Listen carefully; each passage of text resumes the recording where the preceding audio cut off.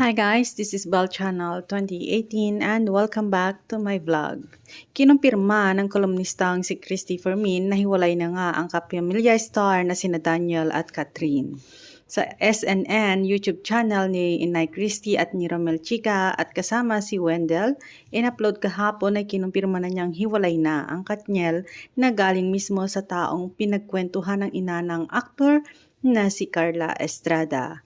Ilang buwan nang nabablind item ang Katniel na hiwalay na at naisulat na rin naman ito sa bandera na ang issue naman ay dahil may third party at hindi na namin babanggitin kung sino. Anyway, based sa story ni Nay Christy, napagkwentuhan nila ng taong pinagsabihan ni Carla na hiwalay na nga sina Daniel at Catherine at may ilang buwan ang nakalilipas kaya ito binalita at para sabihing vindicated si Ogie Diaz na sinasabing fake news ang balita niyang nagkalabuan ng Katniel, bagay na hindi matanggap ng supporters nila kaya binabash ang talent manager. Katwiran nga ni Inay Christy, utang na loob ni na Daniel at Catherine sa kanilang mga tagahanga ang pagpapaliwanag dahil sila yung baitang ng hagdan na inakyatan nila Katniel sa tagumpay. Kahit pa sabihing pribado na ito ng kanilang buhay ay mayroon pa rin silang dapat ipaliwanag sa mga taong nagluklok sa kinaroroonan nila ngayon.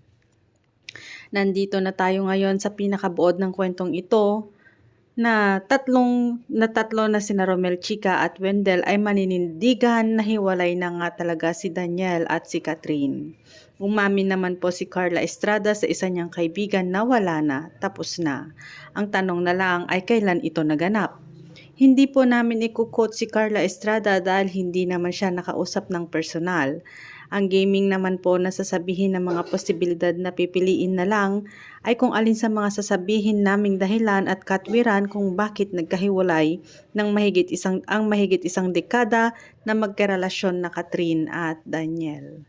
Ang isa sa dahilan daw na gusot ay ang tungkol sa bank book ni DJ na ayon kay Wendell ay pinayuhan daw ni Mami Min Bernardo ang anak na si Catherine na pagsabihan ng boyfriend nito na magtabi lalo't nakakaranas na sila ng ilang taong walang trabaho nung kasagsagan ng COVID-19.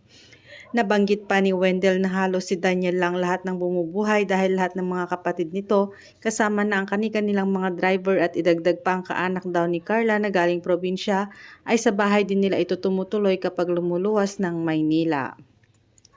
Ang sabi pa raw ni Mami Mi na kunin ni Daniel ang bankbook sa nanay niya. Ang say naman ni Nay Christy kukunin ang bankbook sa nanay.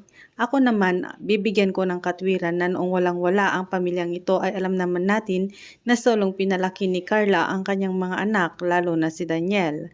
Ang kanyang kapatid na inaanak ko si Carlito na anak nila ni Naldi Padilla. Nakita ko at nasubaybayan ko na talagang hirap na hirap sa buhay at ngayon dumating na yung pagkakataong sumikat si Daniel at nabigyan din si Carla ng pagkakataong mag-host ng magandang buhay ay kumikita na ang hayag ni Nay Christy. Ako man din siguro na matagal ng panahong hindi nakatulong sa aking pamilya ay sasamantalahin ko na ang pagkakataon para mapasaya ko sila na maaari kong ibigay at walang masama at hindi po yun krimen. Si Daniel naman ay siya naman po ang nagtatrabaho, siya ang nagpapakahirap. Kung meron mang hilig sa sasakyan yung bata ay ibibigay yun talaga ng magulang. Kasi nabuhay naman yung bata na wala naman talaga. Regalo sa kanyang sarili sa pagtatrabaho. Ang sabi pa, hindi raw dapat isinusumbat ang lahat ng ginagastos ni Daniel sa pamilya niya. O baka may ibang dahilan ng hiwalayan. Posible kaya na nagising na lang isang araw na hindi na nila mahalang isa't isa. Ang sambit ng SNN host. At pwede dahil sa tagal ng panahon nagsawa na at talagang naburo na sila sa sitwasyon. Ngayon na hindi sila nag-grow. Pwede rin naman na matagal na silang may pinagtatalunan na ngayon lang umabot to the max. Ayon pa sa source ni Christy, nagsimula raw na magkalabuan ng dalawa nang magbago na ng imahe sa Catherine na unti-unti nang nagpapakita ng skin at kaseksihan. Thanks guys for watching and God bless everyone.